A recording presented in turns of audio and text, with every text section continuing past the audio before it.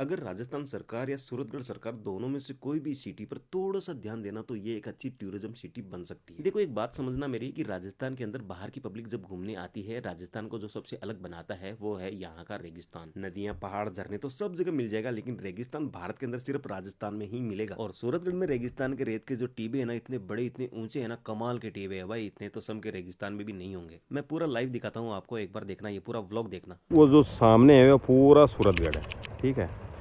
और ये हाईवे बहती है जो कि हनुमानगढ़ जाती है। अब सूरतगढ़ के अंदर इतना बड़ा रेगिस्तान है मुझे नहीं पता था, मैं तो पहली बार आया हूँ सूरतगढ़। और ये जो डेजर्ट है, इससे पहले मैंने सम के रेगिस्तान के अंदर जैसलमेर में देखा, या फिर खूड़ी के अंदर देखा, या फिर बाड़मेर में देखा। तो मुझे लगा कि इससे बड़ा रेगिस्तान तो क्या ही होगा, लेकिन ये जो टीबा है रेत का बहुत ही बड़ा है भाई साहब। आपको दिख रहा होगा, अंदाज़ा तो आपको यहीं से लग गया होगा कि जो सीटी आपको पूरी दिख रही है वो मैं टीबे से देख रहा हूँ। कितना अच्छा नज़ारा है। यह बहती हाईवे है, दिखाता हूँ, एक मिनट में जूम करता हूँ। ये बहती हाईवे है, ठीक है। और सामने जो खेत है वो नदी के अंदर ही बताया जा रहे हैं। जब बारिश का मौसम होता है तो नदी के अंदर सारे खेत बह जाते हैं, और उस समय सीन क्या कमाल का लगता होगा मुझे नहीं पता। के साथ में है विकास भाई, जिनके सहारे हम घूम रहे हैं, और दीपक भाई। अरे इधर देख लो साहब, वायरल होने वाले हो आप मेरे ब्लॉग में यार। वैसे प्राचीन जो सरस्वती नदी है वो यहीं से निकलती थी, लेकिन वर्तमान में इसका नाम है जो घग्गर नदी है। अभी आपको थर्मल दिखाई नहीं दे रहा होगा, लेकिन वैसे मैं बता देता हूँ, यहाँ से 30 किलोमीटर दूर थर्मल है। लेकिन जब धुंध नहीं होती ना, तो यहाँ से थर्मल भी अपने को बाकी दिखाई देता है। थर्मल का मतलब बताना थोड़ा सा हम, क्योंकि थर्मल जो बिजली घर है जहाँ पे कोयले से बिजली बनती है। और राजस्थान में सबसे पहले जो थर्मल स्थापित किया था वो सूरतगढ़ में किया था।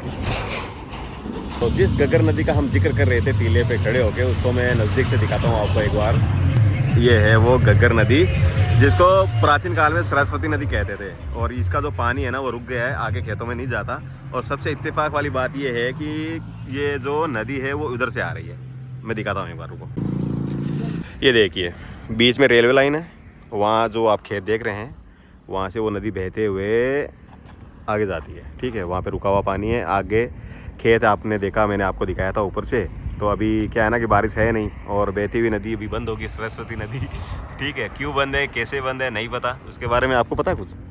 नहीं, बरसात होती है उस टाइम आती है ये नदी।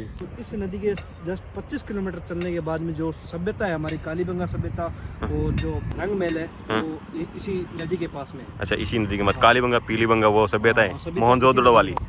अरे यार, वहाँ पे मैं जाकर आऊँगा। डेजर्ट है यहाँ पे, ठीक है। थर्मल जिन्होंने बताया कि भाई कोयले से बिजली बनाई जाती है, ये भी है। घग्गर नदी पास से बहती है। इतना सब होने के बावजूद मुझे नहीं पता कि सूरतगढ़ टूरिज्म के मामले में इतना पीछे क्यों है। अधिकतर वीडियो में मैं स्टोरी टेलिंग करता हूँ, यहाँ पर मैं रैंडम बनाने का वजह है कि कुछ कुछ वीडियो को रैंडम ही बनाना पड़ता है, ठीक है। और अब आप मुझे बता सकते हैं कि मैं स्टोरी टेलिंग करूँ या फिर रैंडम वीडियो ऐसे ही बनाऊँ।